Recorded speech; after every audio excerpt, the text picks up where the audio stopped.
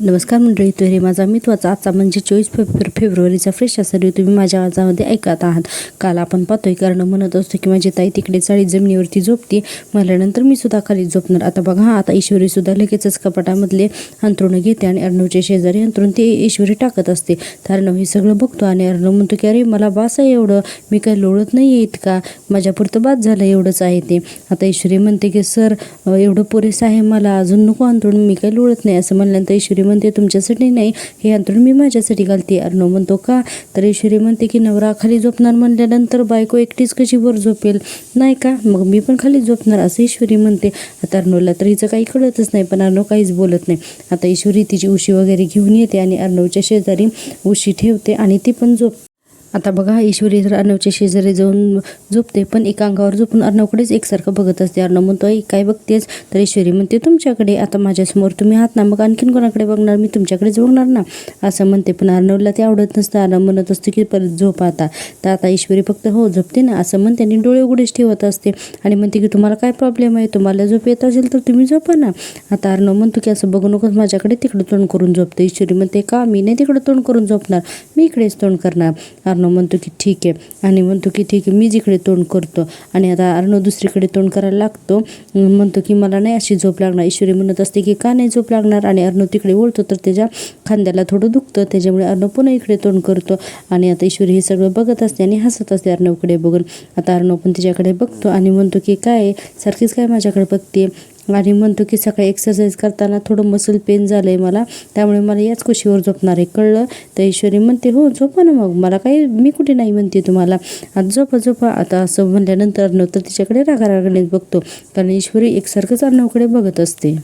आपण पाहतोय की अर्णव झोपायचा प्रयत्न करतो तर ईश्वरी एकसारखं त्याच्याकडेच बघत असते. अर्णव म्हणतो इकडे बघू नको, तिकडे तोंड करून झोप बरं. तर ईश्वरी म्हणते काय झालं, तुम्हाला काय प्रॉब्लेम आहे, मी बघितलं. तर अर्णव म्हणतो की तुला सांगतोय ना मी तिकडे तोंड करून, हे असं अजीब वाटतंय, ते बघ तिकडे तोंड करून झोप. नाही तर ईश्वरी म्हणते नाहीतर काय सर.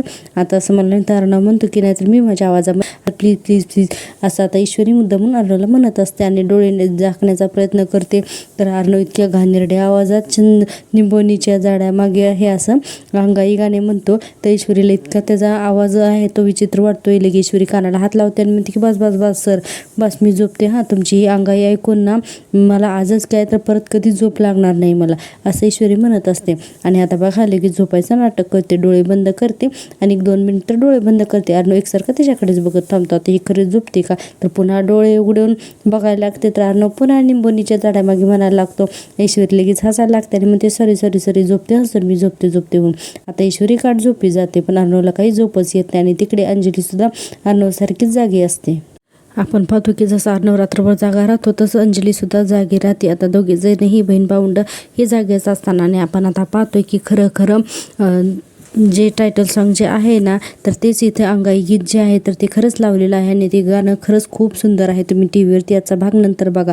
आणि अर्णव आणि अंजली दोघंसुद्धा त्यांच्या लहानपणीच्या आठवणी ज्या आहेत ना तर ते आठवत असतात आणि त्याच्यावरतीच आपण निंबोनीच्या झाडामागे हे गाणं आपण ऐकतोय की त्यांच्याही त्या दोन्ही मुलांसोबत कशी खेळत असते ते, हे सगळं आपण ते म्युझिकलीच दाखवलेलं आहे. आणि आपण हे अंजली आणि अर्णव या दोघांना आठवतं हे पाहतोय. प्रेक्षकांनो, तुम्हाला जर का मी दिलेला रिव्ह्यू आवडत असेल तर प्लीज चॅनलला सबस्क्राईब करा. चॅनल मॉनिटाईज होण्यासाठी सबस्क्रायबरची खूप गरज आहे, सो प्लीज चॅनलला सबस्क्राईब करा. आता आपण पाहतो की इकडे हा राजेश जो आहे तो रात्री प्रियाकडे आलेला असतो आणि आता इथे झोपलेला असतो.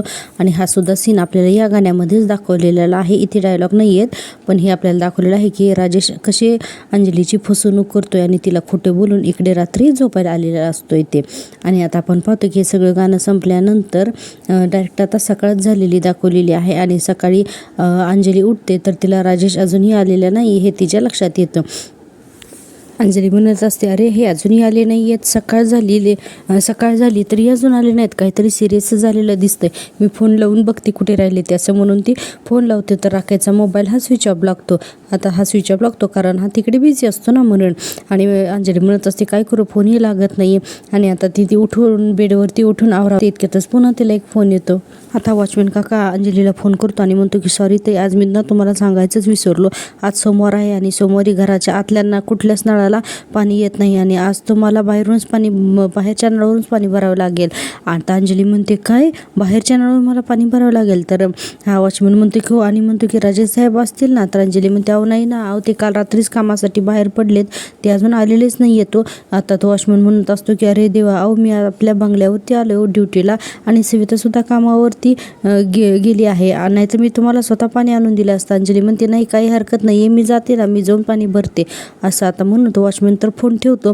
आणि अंजली इकडे म्हणत असते अरे पण घरात तर पाणी लागेलच ना, चला आधी जाऊन ना पाणीच भरून येऊयात असं म्हणून अंजली घरामध्ये फोन ठेवते आणि आता नळावरती पाणी भरायला जाते. आणि आता आपण पाहतोय की इकडे सुप्रियाच्या क्लाउड किचनला एक माणूस येतो आणि ती क्लाउड किचन हेच आहे ना. तर सुप्रिया म्हणते हो काही हवं आहे का तुम्हाला. तर तो माणूस म्हणतो ताई मला इंदोरहून पत्रकार सुमित खांडेकर यांचा फोन आला होता. तर सुप्रिया देसाई तुम्हीच ना. तर सुप्रिया म्हणते हो म्हणून. आता बघा हा तो माणूस म्हणतो की ताई तुम्हीच मिसेस देसाई ना. तर सुप्रिया म्हणत असते हो पण तुम्ही कोण. तर तो त्याचं नाव सांगतो आणि म्हणतो की तुम्हाला कुठल्या तरी बाईचं स्केच काढून हवं होतं ना म्हणून मी आलो आहे. तर सुप्रिया म्हणते हो हो या ना, या आत या म्हणून त्याला खुर्चीवरती बसायला सांगते. आता बघा हा तो माणूस त्याचे जे काही टूल्स आणलेले असतात ना स्केचिंगचे वगैरे, तर ते सगळे तो काढतो आणि त्याचा लॅपटॉपसुद्धा ऑन करून त्याच्यामध्ये अनेक प्रकारचे डोळ्यांचे गालांचे असे अनेक प्रकारचे फोटो असतात. कारण हा स्केच आर्टिस्ट असतो ना. तर ते सांगितलं की लगेचच त्याला इझी जावं ना म्हणून हे सगळं तो आहे तर तो ओपन करून ठेवतो. आणि आता सुप्रिया हे सगळं बघत असते आणि तो माणूस म्हणतो की ताई माझ्याकडनं वेगवेगळ्या प्रकारचे नाक डोळे ओठ अशा प्रकारचे सेट्स आहेत, त्यापैकी ना त्या बाईचे नेमके कोणते डोळे ओठ आहेत ना तर ते कसे आयडेंटिफाय करायचे सांगते ना तुम्हाला. तो माणूस म्हणतो हो हो. तर सुप्रिया म्हणते हो त्या बाईचे ना डोळे घारे होते. आणि आता सगळं डिटेल जे आहे तर ती सुप्रिया त्या माणसाला सांगते आणि तो माणूस त्या पद्धतीने स्केच करत असतो. आणि आता इथून पुढचा भाग हा आणखी वल्लरीचं वर्णन करते आणि तो माणूस हळू अगदी सुप्रिया सांगेल त्या पद्धतीने स्केच तयार करत असतो. आता स्केच काढून झाल्यावर एक स्केच आहे तर तो माणूस त्या सुप्रियाला दाखवतो आणि म्हणतो हे बघा ताई इथे असं होतं का चित्र. तर सुप्रिया बघते आणि म्हणते की साधारण ते अशाच प्रकारचं होतं आणि त्याला आणखीन त्यामध्ये काहीतरी बदल करायला सांगते. आता तो चित्र ताई बघा असं म्हणतो आणि हुबेहूब काढलेलं वल्लरीचं चित्र सुप्रियाच्या हातात येतात. सुप्रियाला लगेचच वाटतं की अरे हो. आणि म्हणते की अहो तुम्ही तर अगदी हुबेहूब तशीच काढली आहेत ना असं म्हणतो त्या माणसाला. आणि पुढे सुप्रिया म्हणते की अहो याच तर बाईला मी होते म्हणून. तर तो माणूस म्हणतो मॅडम मला थोडासा वेळ द्या, मला आणखीन डिटेलिंग करावं लागेल, होईल थोड्याच वेळात हां. आता असं म्हणल्यानंतर सुप्रिया म्हणते की हो हो ठीक आहे चालेल. मग ते स्केच त्याला वापस करते की आणखी सुधारणा करण्यासाठी आणि म्हणते की आता हे स्केच मी इशूला दाखवून पोलिसांकडे दिलं ना की ही बाई नक्कीच पकडली जाईल आणि माझ्या जन्माचं दुःख संपेल असं सुप्रिया म्हणत असते. आणि पुढे म्हणते आणि इशूचा संसार मार्गी लागेल. इतक्यातच आता या सुप्रियाला एक फोन येतो. तर तो फोन असतो नम्रताचा आणि नम्रता म्हणत असते की आई मी बाबांना घेऊन फिजिओथेरपिस्टकडे चालली आहे, त्यामुळे मी घरी नाही आहे आता, आपल्या घरी कोणीसुद्धा नाही आहे आणि आपल्या घरी गॅसवाला येऊ शकतो सिलेंडर घेऊन, तर तू जरा घरी थांबशील का. सुप्रिया म्हणते हो का बरं मी जाते हां लवकर असं म्हणते. आणि आता त्या माणसाला सांगते की दादा आणखीन तुम्हाला किती वेळ लागेल संपूर्ण स्केच वगैरे करण्यासाठी. सुप्रिया म्हणते त्या माणसाला तुमचं हे स्केच संध्याकाळपर्यंत पूर्ण होईल का. तर तो माणूस म्हणतो की नाही 1 तासाभरातच आता हे काम होईल पूर्ण. तर सुप्रिया म्हणते मला एक काम करता का, तुमचा मला पत्ता देता का, मी किंवा माझी मुलगी ना संध्याकाळी तुमच्याकडे येऊन ते स्केच घेऊन जाऊ, आता मला घरी जावं लागेल अर्जंट आहे, चालेल ना. तर तो माणूस म्हणतो हो चालेल ना, माझी काही हरकत नाही, मी स्केच पूर्ण करून देतो हां. आता असं म्हणल्यानंतर सुप्रिया पटापट आवरते आणि आता मग घरी निघालेली असते. आता तो माणूस पण त्याच्या घरी निघून जातो आणि इकडे सुप्रिया ईश्वरीला फोन करते. आता ईश्वरी भाजी चिरत असते त्यामुळे साऊंड ऑन करून बोलत असते आणि म्हणते हा आई बोल ना. आता तितक्यातच सुप्रिया पाठीमागून येते. सुप्रिया म्हणते ईशू अगं तुला ना एक चांगली बातमी द्यायची होती गं. आता ईश्वरी म्हणते काय गं. तर सुप्रिया म्हणते अगं आपण ज्या बाईच्या शोधात होतो ना ती बाई लवकरच सापडेल आपल्याला, आता असं वाटायला लागलं गं. आणि हे सगळं वल्लरी ऐकते ना आणि ईश्वरी म्हणत असते काय सांगतेस काय आई. तर सुप्रिया म्हणते अगं हो ना, अगं काय झालं ना की तूच म्हणाली होतीस ना बाबांचे पत्र विचार म्हणून, तर त्यांनी एक स्केच आर्टिस्ट पाठवला होता आपल्या दुकानामध्ये आणि त्याने अगदी हुबेहूब त्या बाईसारखं चित्र काढलंय अगं. तर ईश्वरीला आनंद होतो. ईश्वरी म्हणत असते वा काय. आणि पुढे म्हणते की आई अगं हे तर एकदम बढिया काम होऊन गेलंय गं. आणि पुढे म्हणते की बरं चित्र पूर्ण झालं ना गं. तर सुप्रिया म्हणते नाही ना गं थोडं काम बाकी आहे अजून आणि नेमकं मला आता घरी जावं लागेल, पण काय झालंय ना की घरी सिलेंडरवाला येतो म्हणून मला घरी जावं लागतंय. तर तू एक काम करशील का, तू संध्याकाळी जाऊन जरा ते स्केच ताब्यात घेशील का. आता ईश्वरी म्हणते हो जाते ना, कुठे जायचं ते सांग. तर आता ती पत्ता सांगते की अंधेरी ईस्टला कानेटकर गल्ली आहे ना, तर तिथे सारंग मूर्तीवाल्याच्या शेजारी कला केंद्र असं एक दुकान आहे. हो पण मला अजून एकदा परत पत्ता सांगते का. आणि आता बघा सुप्रिया यावेळेस आहे ना अगदी कान देऊन ऐकते की सुप्रिया काय पत्ता सांगते ती. आता सुप्रिया पुन्हा तिला सांगते की अंधेरी ईस्ट कानेटकर गल्ली सारंग मूर्तीवाल्याच्या शेजारी आणि कला केंद्र नावाचं दुकान आहे, तर तिथे जायचंय म्हणून. आता वल्लरीला पत्ता परफेक्ट समजतो. हा आणि ईश्वरी म्हणते हो आई कळालं मला, मी जाते हां बाय. म्हणून आता वल्लरी फोन ठेवून टाकला. ऐकलेलं असते ना. तर वल्लरी ईश्वरी तिथून गेली किचनमधून की म्हणते अरे देवा हे तर मोठी गडबड झाली. नाही नाही नाही काही झालं तर ही स्केच आता ईश्वरीच्या हाती लागता कामा नाही असं वल्लरी म्हणत असते. आणि पुढे म्हणते अरे काय पत्ता सांगितला तिने, आणि म्हणून तो पत्ता ते रिपीट करते. आणि वल्लरी म्हणत असते ईश्वरीच्या अगोदर त्या ठिकाणी जाऊन त्या स्केचची विल्हेवाट लावायला असावी असं म्हणून आता घाई गडबडीत वल्लरी सुद्धा तिथून निघून जाते. आपण पाहतोय की आता पुन्हा इकडे अंजलीचं सीन. आता ही अंजली पाणी भरण्यासाठी चाळीतल्या नळावरती आलेली असते आणि आता त्या चाळीतल्या नळावरती ऑलरेडी एवढी भांडण सुरू असतात आणि ही अंजली जी आहे तर ती लाईनमध्ये लागलेली असते. आणि त्या चाळीतल्या बायका शेवटी एवढा गोंधळ करत असतात ना, आणि त्यातली एक जी बाई आहे ना तर ती पुढच्या बायकांना म्हणत असते आवर लवकर पाणी बिनी गेलं ना आमचा नंबर येईपर्यंत, तर तुला सांगून ठेवते. अशी ते अतिशय कजाग अशी एक बाई त्या चाळीतली दाखवली. इतक्यातच एक दुसरी बाई अंजलीला म्हणते काय गं तू विजयभाऊंच्या बाजूच्या खोलीत आलीच ना गं, भांडखोर बाई आहे ना, तर ती यांच्याकडे बघून तोंड वाकडं करते. आता ही चांगली बाई जी असते तर ती अंजलीला म्हणत असते अगं तू चांगल्या घरातली दिसतेस, पण पाण्याचा भरलेला हंडा आणि कळशी या कंडिशनमध्ये तू कशी काय उचलणार असं आता अंजलीला म्हणल्यानंतर तिला पुढे म्हणते आणि तुझी डिलिव्हरीसुद्धा लवकर आलेली दिसते मला. अंजली म्हणते हो ना 8वा चालू आहे आता, मला जमेल तेवढं पाणी भरते मी हे येईपर्यंत. ती बाई म्हणते का मिस्टर नाही आहेत का तुझे घरात. आता इतक्यातच ती कशाक बाई म्हणते गे झाली का तुझी बडबड आता, आणि म्हणते की चल हो ना पुढे. आता ती बाई सुद्धा जी चांगली असते ना तर ती पाणी भरायला पुढे जाते. आणि या दोघींची आता म्हणजे जे आहे तर ती भांडणं सुरूच असतात. असं करता करता आता आपण पाहतोय की आता अंजलीचा नंबर आलेला असतो पाणी भरण्याचा. आणि अंजली मनात विचार करत असते की यांना तर मी फोन करत होते पण फोन स्विच ऑफच लागतोय. आणि आता आपण पाहतोय पुन्हा इकडचा सीन तो म्हणजे अर्णव आणि ईश्वरीचा. इकडे आता आपण पाहतोय की रुमाल विसरलेला असतो म्हणून आता ईश्वरी त्याच्या मागे पळत आलेली असते आणि म्हणते की सर तुमचा रुमाल घ्या ना म्हणून. आता इतक्यातच आपण पाहतोय की हा वॉचमॅन जो आहे ना तर तो सुद्धा तिथे येतो आणि म्हणतो की सर एक मिनिट म्हणून अर्णवशी बोलायला येतो की साहेब जरा 2 मिनिटं बोलू का, अंजलीच्या ताईंच्या बाबतीतलं होतं म्हणून. अर्णव लगेचच येतो ना वॉचमॅनकडे आणि म्हणतो काय झालं ताई बरी आहे ना. तर वॉचमॅन म्हणतो हो बरी आहेत, ते आताच त्यांचा फोन आला होता राजेसाहेब रात्रीच बाहेर गेलेत ना तर ते अजून आलेले नाही आहेत. अर्णव म्हणतो म्हणजे ताई रात्रभर घरी एकटीच होती. तर तो वॉचमॅन म्हणतो हो साहेब, आणि आज सोमवार आहे त्यामुळे घरातल्या नळाला पाणीच येत नाही, ताईंना बाहेरूनच पाणी भरावं लागेल. आता ईश्वरी तर म्हणायला लागते की हे भगवान. आणि आता तो माणूस म्हणतो आणि आज नेमकं मी आणि सविता दोघेही कामावरती आहोत त्यामुळे त्यांची जर अडचणच झाली. अर्णव म्हणतो की नाही ताई आणि पाणी भरणं नळावरती इम्पॉसिबल. आता ईश्वरी म्हणते सर आपण जाऊया त्यांच्या मदतीला.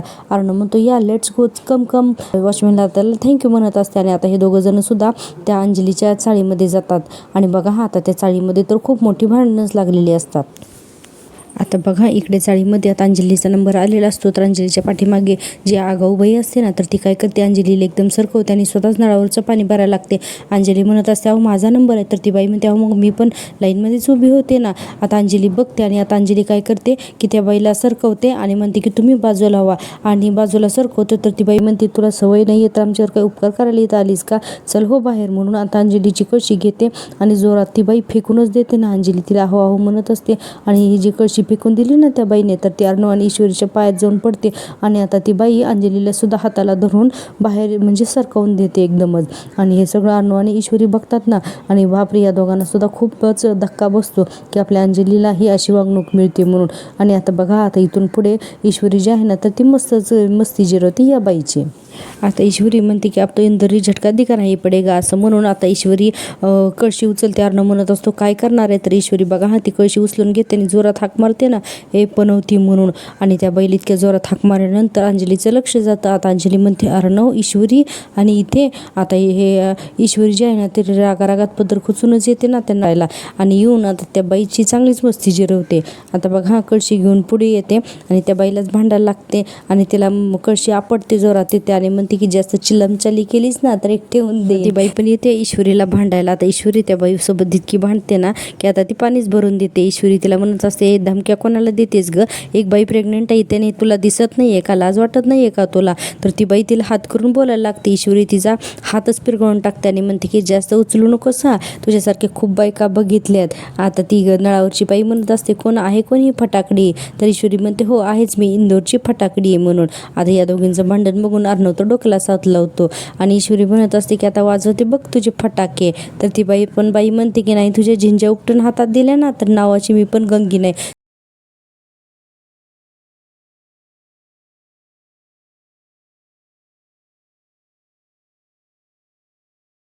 आता ती बाई ईश्वरीच्या केसांना हात लावायला जाते तर ईश्वरी तिचाच हात पाठीमागे पिरगळते. दोन्ही सैन्य आता तिचे दोन्ही हात पिरगळते आणि तिला काय काय बोलत असते आणि म्हणत असते की तू जर का आता आणखीन दादागिरी केलीस ना तर अशी ठेवून देईन ना की बत्तीशी येईल तुझ्या हातात, समजलं ना.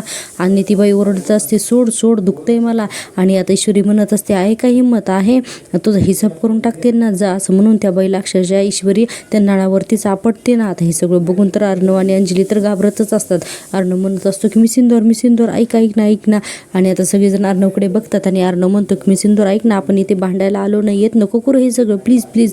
आणि आता अर्णव बघा त्या बाईलाच म्हणतो की ओ ताई सॉरी मी तुम्हाला तिच्या वतीने माफी मागतो, हां सॉरी माफ करा. आणि पुढे तो अर्णव आता ईश्वरीला सुद्धा म्हणत असतो की सॉरी बोल तू त्यांना. आता ईश्वरी बघा हां त्याला म्हणते की सॉरी आणि मी आणि ते पण हिला म्हणू सॉरी आणि हे असं करून म्हणते आणि पुढे म्हणते की सॉरी म्हणेल माझी ज्योती, असं ती आता ईश्वरी म्हणायला लागते त्या गंगीला. आणि ही गंगी आता पुढचीच घाबरलेली दाखवली.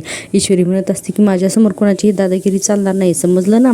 असं म्हणून आता ईश्वरी लागते ना भांडायला आणि म्हणते की बघतेच मी आमच्या अंजली ताईंना कशी भरू देत नाही ती मी नळावरती, असं म्हणत असते. आणि त्या बाईला अक्षरशः हातात धरून ओढते बाहेर ढकलते आणि म्हणते हो बाजूला. आणि नळावरती समोर स्वतःचीच कळशी लावते ना ती आणि तिची बादली देते फेकून. ती गंगी म्हणत असते अगं माझी बादली. तर ईश्वरी म्हणते तिथंच थांबायचं हां, कळलं का, तू कशी कळशी फेकली होती तशी तुझी बादली पण मी फेकली म्हणून. आणि म्हणते की घरकी खेती वाटली का ग तुला, आणि हा बापाचा नळ नाही आहे तुझ्या, पब्लिकचा नळ आहे पब्लिकचा. आता ईश्वरी नळावरचं भांडण सुद्धा अगदी परफेक्ट करते हां. आणि ईश्वरी म्हणते आणि माझी नणंद प्रेग्नंट आहे तुला दिसत नाही आहे का, तुझे डोळे फुटलेत ते. आणि म्हणते की इन्सानियत नावाचा काही प्रकारच नाही आहे असं म्हणून ईश्वरी त्या गंगीला इतकं झापते ना की ती गंगीला घाबरायलाच लागते. आता ईश्वरी पुढे म्हणते की जोपर्यंत अंजली ताई इथे आहेत ना तोपर्यंत कुणी त्यांना तकलीफ दिली ना तर मुसगा, असं आता ईश्वरी म्हणत असते. आणि पुढे सगळ्यांना म्हणते की आई बात समजणे. तर आता ती गंगी म्हणते आई आली अशी करायला लागते आणि म्हणते की समजली करून. आणि हा थोडा कॉमेडी सीन दाखवलेला आहे आणि हा भाग तुम्ही टीव्हीवरती नक्की पहा. आणि आता आपण पाहतोय की हे ईश्वरी जे आहे तर त्या गंगीच्या खांद्यावरती हात ठेवते आणि म्हणते की मग, आणि आता या नळावरती पाणी भरायचं झालं तर आता पहिला नंबर कोणाचा, तर ती गंगी म्हणते अंजली ताईंचा. आता त्या गंगीला अगदी स्वतःसारखं सरळच करते हां ईश्वरी. आणि आपण पाहतोय की आता ईश्वरी तिलाच म्हणत असते की शब्बास म्हणून आणि म्हणते जा बादली घे आणि लाईनमध्ये जाऊन उभी राहा म्हणून. आता ती बाई बादली घेते आणि आता ईश्वरीच्या मागे उभी राहते. आता ती बाई ईश्वरीच्या मागे उभं राहिल्यानंतर ईश्वरी म्हणते इथे कुठे, चल बाहेर निघ, सगळ्यात मागे जाऊन उभं राहायचं, सगळ्यात मागे, कळलं का तुला. ती बाई म्हणत असते मागे, तर ईश्वरी जोरात तिच्या अंगावर असं ओरडते ना चल म्हणून की ती बाई डायरेक्ट लास्टलाच उभी राहते. आता तिथल्या काही बायकांना ना हे सगळं पटत असतं. तर त्यातली एक बाई जी आहे तर ईश्वरीकडे रागाने बघत असते. तर ईश्वरी म्हणते काय बघते ग, तुला पण जायचं का तिच्या मागे. तर ती म्हणते की नाही मी नाही ओळखत ना तिला. आता असं म्हणून आता ईश्वरी तिथल्या सगळ्याच बायकांना सरळ करते. आता अंजली यायला लागते पुन्हा कळशी न्यायला. तर ईश्वरी म्हणते ताई तुम्ही थांबा, असं म्हणून आता ईश्वरी पाणी भरायला लागते. आणि आता आपण पाहतो की अंजली अर्णवकडे बघत असते आणि आता पुन्हा ईश्वरी त्यांच्याकडे बघत असते. या दोघांकडे असं आपल्याला बराच वेळ दाखवलेलं की हे तिघेही आता एकमेकांकडे बघत असतात. तोपर्यंत या अंजलीने जे 2 भांडे आणलेले असतात ना, हंडा आणि कळशी, तर ते दोन्ही नळाखाली ईश्वरी भरून घेते. आता बघा पाणी भरून झाल्यानंतर अंजली आता ती भांडी उचलायला लागते तरी करतोय म्हणून. आता असं अर्णवने म्हणल्यानंतर अंजली गप्पच बसते, काही बोलत नाही. आणि अर्णव म्हणतो की सो प्लीज. आणि आता अंजली पाठीमागे सरकते. आता अर्णव बघा आता त्याच्या अंगातला कोट काढतो, बाह्या वगैरे वरती सरकवतो. आणि आता ही ईश्वरी त्याच्या हातामध्ये हंडा देते. पहिल्यांदा तर अर्णवचा कोट घेते, त्याच्या खांद्यावरती एक हंडा देते आणि हातामध्ये एक कळशी देते. आणि अर्णव आणि ईश्वरी दोघेजण सुद्धा आता अंजलीच्या रूममध्ये हे सगळं पाणी ठेवायला जातात. तर अर्णव पुढे चाललेला असतो, त्याच्या पाठीमागे ईश्वरी चालते आणि त्याच्या पाठीमागे आता अंजली सुद्धा जाते रूमपर्यंत. आता बघा अर्णव, ईश्वरी आणि अंजली आता ही तिघेजण सुद्धा या अंजलीच्या रूमपर्यंत येतात. आता रूमच्या इथं आल्यानंतर अंजली पटकन सगळ्यात फ्रंटला म्हणजे एकदम समोर येते आणि अर्णवला अडवते आणि म्हणते की थांबा म्हणून. आता थांबा म्हणल्यानंतर अर्णव आणि ईश्वरी घराच्या जवळ तिथेच थांबतात उंबऱ्याजवळ. अंजली म्हणते की आत नाही यायचं तुम्ही म्हणून. आता अर्णवला कळतच नाही आता तरीही आता आमच्या हे हक्काचं घर आहे आणि म्हणते की माझ्या नवऱ्याने स्वतःच्या कष्टाच्या पैशांनी घेतलं हे घर, भाड्याचं असलं ना तरीही, असं अंजली म्हणत असते. आता अर्णव गप्प बसतो. आता अंजली पुढे म्हणते माझ्या नवऱ्याची लायकी काढली होतीस ना तू, मग आता तुला पाऊल टाकवी, तू वाटेल ते बोल मला, पण प्लीज मला आज जाऊ दे असं म्हणतो आणि म्हणतो की प्लीज बाजूला हो. आता अंजलीसुद्धा बाजूला सरकते. आता अर्णव आतमध्ये जातो आणि हंडा कळशी बाहेरच ठेवतो. आता अंजली रागाने ईश्वरीकडे बघत असते. अर्णव इतक्यातच बाहेर येतो आणि अंजली म्हणते झालं तुझं, निघा आता मग तुम्ही. आता असं म्हणल्यानंतर अर्णव आणि ईश्वरीला खरं तर खूप वाईट वाटत असतं जेव्हा अंजली म्हणते ना निघा तुम्ही. अर्णव म्हणतो की ताई काय एवढा हट्ट करतेस, स्वतःला काही इतका त्रास करून घेतेस तू अगं. आणि आता ईश्वरी पण म्हणत असते ताई प्लीज ऐका ना, अहो या अवस्थेमध्ये तुम्ही बाळाचे सुद्धा हाल होत आहे तो. आता असं म्हणल्यानंतर अर्णव म्हणतो ताई तुझी तिकडे घरी सगळेजण वाट बघताय, तुझ्या हक्काचं घर आहे ते, चल तू चल बरं माझ्यासोबत. तर अंजली म्हणते नाही तो हक्क तूच माझ्याकडून हिरावून घेतलायस म्हणून. आणि म्हणते की आणि प्लीज आणखीन वाद नको, आत जातो असं म्हणून. आता अंजली अर्णवच्या समोर हातच जोडते. आता अशी अंजलीने हात जोडल्यानंतर अर्णव म्हणतो की ठीक आहे म्हणून आणि म्हणतो की काळजी घे. आता अंजली म्हणते अरे 1 मिनिट आणि पुढे म्हणते की मी आता तुला काही बोलले नाही का, जर का तुला असं वाटत असेल की तू माझी मदत करतोयस म्हणून मी पागळून जाईल तर तसं होणार नाही असं अंजली म्हणायला लागते अर्णवला. आणि पुढे म्हणते की मला तुमच्या मदतीची गरज नाही, त्यामुळे प्लीज इथून पुढे सारखं मला मदतीला येऊ नका. तसं अंजली अगदी हात जोडून अर्णवच्या पुढे उभारून बोलत असते. आता बघा असं बोलल्यानंतर अर्णव आणि ईश्वरी शांत असतात. आता अंजली घराचा दरवाजा बंद करून घेते. आता अंजली सगळं असं वागताना तुला किती वाईट वाटत असेल ते, असं अर्णव दारावरती हात ठेवून बोलत असतो. अर्णव म्हणत असतो की ताई तुला हे सगळं असं बोलताना, तुला माझ्याशी असं वाईट वागताना तुला किती त्रास होत असेल ना हे मला कळतंय ताई. असं जेव्हा अर्णव बोलतो तेव्हा खरंच ईश्वरीला सुद्धा नवल वाटत असतं हा या बहीण भावाच्या नात्याचा. अर्णव म्हणत असतो ताई तू हे सगळं नवल, हे सगळं तू मुद्दाम करतेस ना, पण माझ्यापेक्षा जास्त सफर तू होतीस ताई असं अर्णव बाहेरून बोलत असतो. आणि आतमध्ये दरवाजाजवळ अंजली हे सगळं ऐकत असते. आता बघा आता पुढे अर्णव म्हणतो की ताई आपलं नातं, आपलं बॉन्डिंग आणि आपलं शेअरिंग हे सगळं जे आहे ना, तर हे सगळं किती स्ट्रॉंग आहे ना हे मला माहिती आहे का ताई. आणि पुढे म्हणतो की हे तुलाही माहिती. अंजली हे सगळं ऐकत असते. अर्णव म्हणत असतो की ताई मला जर एखाद्या गोष्टीचा त्रास झाला ना की त्याच्यापेक्षा जास्त त्रास तुला होत असतो. आणि पुढे म्हणतो की ताई तुला आठवतंय का गं की लहानपणी मी तुला खूप त्रास द्यायचो ना गं ताई. असं अर्णव त्याच्या लहानपणीची एक आठवण, मी तुला त्रास द्यायचो त्यावेळेस आई मला पनिश करायची आणि मला अंगठी धरून उभी करायची. ताई या गोष्टीचा तुला खरंच खूप त्रास व्हायचा ना गं. आणि तू म्हणायचीस आईला की आई चिंटूला पनिश नको करूस गं, तूच म्हणायचीस ना गं आईला. असं अर्णव या जुन्या आठवून देत असतो अंजलीला. आणि आपण ये गं ताई आणि म्हणतो की मग आता मी स्वतः शिक्षा देणार आहे आता मी स्वतःला, असं अर्णव म्हणतो. आणि आता बघा आता तिथेच डायरेक्ट म्हणायला लागतो की मी तुला खूप त्रास दिलाय ना, म्हणून तो आता स्वतःच अंगठी धरून अंजलीच्या दारातच उभे राहतो. आता ईश्वरी तर बराच वेळ अर्णवाची अंगठी धरून उभारला हे पाहत असते. आणि आता अर्णव सुद्धा म्हणतो की माझी आई सुद्धा पाहत असेल ताई तू सुद्धा बघा मी आता अंगठी धरून कसं उभारलंय, तर असा अर्णव म्हणत असतो. आणि म्हणतो की आय डिझर्व दिस पनिशमेंट. आणि ईश्वरी म्हणत असते सर अहो तुम्ही काय करताय. तर अर्णव म्हणतो नाही मी सुंदर नाही, प्लीज मला राहू दे असं अर्णव ईश्वरीला म्हणत असतो. ईश्वरी म्हणत असते नाही प्लीज उठा बरं तुम्ही, सर उठा आधी इकडे या, इथे या. आणि म्हणते की सर प्लीज तुम्ही हे सगळं काय करताय असं आता ईश्वरी अर्णवला म्हणत असते. आणि म्हणते की सर प्लीज मला एक गोष्ट सांगा तुम्ही की आपण भरून दिलेल्या कळशीतलं पाणी त्यांनी फेकून दिलं का, नाही ना, ते त्यांनी पाणी घेतलं ना, मग झालं तर ना. आता खूप ईश्वरी अर्णवला सांगत असते आणि म्हणते की ही तो आपली पहिली जीत आहे सर, आपण असंच हळूहळू ताईंचं मन वळूयात, असं ईश्वरी त्याला खूप दिलासा देते. आणि म्हणते सर तुम्ही प्लीज नका वाईट वाटून घेऊ. आता अर्णव म्हणतो येस यू आर राईट, आपला इन्सल्ट करून ती पाणी ताई फेकू शकली असती पण तिने तसं नाही केलं. आता अर्णवच्या लक्षात येतं. आता ईश्वरी म्हणते की ही कोशिश आपण अशीच सुरू ठेवायची. आणि म्हणते की आणि ताईंच्या समोर आपण न येता सुद्धा आपण त्यांना मदत करू शकतो की. आता असं ईश्वरीने सांगितल्यानंतर अर्णवला हा मुद्दा पडतो आणि अर्णव आता हो म्हणतो. ईश्वरी पुढे म्हणते की आणि मला ना आणखीन एक सुचलंय सर, आपल्या वॉचमन दादांना आणखीन थोडे पैसे वाढवून देऊ आणि रोज ताईंना इथे मदत करायला सांगू, उद्यापासून ताईंची छोटी कामं करू देत ना त्यांना. आता असं ईश्वरीने सुचवल्यानंतर अर्णव म्हणतो की यस शकतोस आणि म्हणतो की गुड आयडिया. आता आज ईश्वरी खुश होत असते आणि आता बघा हा ईश्वरी पुढे म्हणते की आणखीन एक सांगायचं होतं मला आणि म्हणते की तुम्ही कधी कुठे कोणासमोरही असे वाकू शकता हे मला माहितीच नव्हतं. आता बघा अर्णव म्हणतो की ताईसमोर वागतोय मी फक्त. आता ईश्वरी म्हणते ताईसमोर का असे ना पण नातं टिकवण्यासाठी वागणं हे चांगलंच असतं असं ईश्वरी अर्णवला म्हणून म्हणते की नाही का, असं अर्णवची मजा घेत म्हणत असते. आता अर्णवसुद्धा म्हणजे सहमत असतो ईश्वरीच्या मताशी.